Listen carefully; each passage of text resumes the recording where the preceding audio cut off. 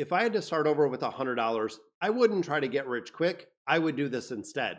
Now, for a majority of people, they're going to say $100 is not enough to start investing. So they wait. They tell themselves a story. I'm going to start investing when I have more money. I'm going to start investing when I understand everything. I'm just going to start investing a little bit later. But here's the truth: waiting is actually the most expensive mistake you can make when it comes to investing, because investing isn't about how much you start with. It's about how early you start and how consistent you are when it comes to the contributions. So in today's video, I want to walk you through my exact strategy on where I'd put that first $100, really building it step by step so you can start building real wealth right away. First of all, you got to get one thing straight. If you're investing $100, your goal is to not turn that $100 into $1,000 overnight. Your goal is to build an investment system that you're going to be able to grow with. Because when the system that really creates wealth, not one lucky investment that we're looking for. And once you understand that, everything is going to change. Now, step number one when it comes to investing, and this is a question I actually get from a lot of people that I sit with: before you invest anything at all, you have to understand you need a place to do it. Now, this is where a lot of beginners absolutely get stuck. They think they need to find a perfect app, or they don't understand how they get money from a bank or a credit union into a brokerage account or into an investing app. You don't. You don't need to find the perfect app. You just need something that is very simple, that it lets you get started and you start putting money in. Now, when you start looking at apps, there are three things that I really balance it on. Number one, no minimum investment. That is huge. You don't want to be putting a ton of money in there, especially if you don't have money to start investing. Number two, the ability to buy fractional shares. And number three, low or zero fees. Now, when we start looking at some of the top apps, we have Fidelity, we have Charles Schwab, we have M1 Finance and Robinhood. Check all of those boxes in the entirety. I have a link down below for M1 Finance and Robinhood if you want to get started, because of course, here's the key when it comes to all of these apps. This decision is never going to be what makes you money. The platform doesn't make you money at all. Your behavior on that platform does. So don't spend days, weeks, or even months researching this. It is almost like procrastination and going in there and being paralysis, really your decision paralysis. Pick one, set it up, move forward, move on, start investing, because of course, getting started matters way more than just getting it perfect when it comes to the app. Now, step number two, I talk about this a lot: do not pick stocks, buy the market. Again, younger investors, this is where a lot of individuals get it wrong. They take their $1,000, they put it into the next big winner, something they've seen on social media, possibly in the news.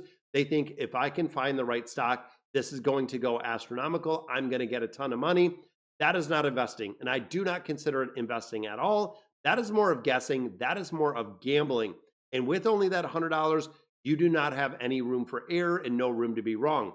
So instead of picking one single company, you buy the market. This means you invest in ETFs. I talk about this a lot because the ETFs are the only way that I invest. ETFs are a fund that holds hundreds of companies all at once. For example of this, you can look at something like an S&P 500. There are a lot of variations depending on what brokerage house you're in. You know, Vanguard has the VOO, which is the Vanguard S&P 500.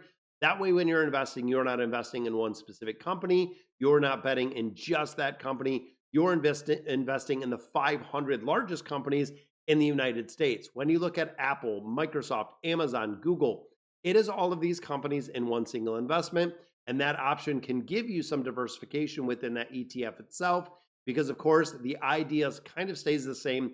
When it comes to diversification, it can actually mitigate a lot of risk, because when your money is small, priority is not hitting the home run with the next winning stock.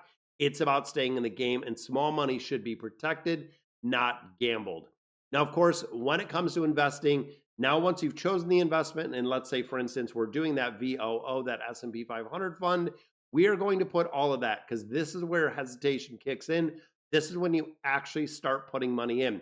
A lot of people will hesitate and they'll think, what if I invest and the market goes down tomorrow?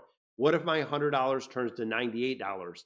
So they wait, they think about it, and they wait, and they wait. Again, it goes back to procrastination. But here's the reality: no one is going to time the market perfectly. That is why we talk about it so often. No beginners can do it. No professionals can do it. And honestly, with $100, the timing means a lot less than actually starting investing. So if I had that $100, I would invest it all immediately into the VOO. And really, the time in the market will beat the timing of the market every single time. The sooner you start investing the money, the sooner that it can start working for you. Now that we actually did that step, and this is where it changes everything because you've taken that first step. The $100 by itself is not going to build wealth. If you think in a couple years that $100 is going to turn into 100,000, it's not going to. There's no investment return that has that magical return. But this is where the habit comes in. If you stop after your first investment, nothing is ever going to change. But if you're building a system, everything changes for the rest of your life, for your kids' life, for your grandkids' life. The next thing you do, and what I focus on, so what I would do is automate the investment strategy, even if it's small, even if you're talking $10 a week, $25 a month, $50 a month, whatever it is about getting started. Whatever you can afford on a consistent basis to put in an investment account, because consistency with investing is what is going to build that momentum. Momentum is what builds wealth. It is almost like a snowball going down the hill. When you automate the investing and you're making constant contributions, you're removing the emotion. You're not deciding if you're going to invest. You're not deciding how much you're going to invest. You're not reacting to the market. You're just showing up over and over and over again, putting money into the market. And that is how it becomes incredibly powerful, because when you're not relying on motivation, you're relying on a system, and systems will win every time. Now, when it comes to a lot of investors, now that you're an investor, congratulations. Once you do this, something very interesting happens because you're well aware. And it's funny because for a lot of people, if you have a 401k plan and you're putting money in there, you will ignore the noise. You will never look at it. Social media won't matter. The news won't matter. Nothing will matter. Even for a lot of people, it might be months, even years before they check that investment account. When it comes to investing your own money in a brokerage account, I've noticed a very big difference. You start noticing everything. You notice and see headlines when stocks are going up. You hear people talk about cryptocurrency. Some people have FOMO and that fear of missing out. This is where most investors start getting off track. They start chasing. They sell what they bought. They jump into something else. They try to speed things up. This is where people start losing money. So if they had $100, just like I did before, I would ignore all the noise in the entirety. The fastest way to fail in investing is to constantly change direction. Real investing is very boring. Now, a lot of comments that I've gotten on the YouTube channel is my investment portfolio is very boring. For me, I take that as a compliment, and I know that's probably not how a lot of people really take it.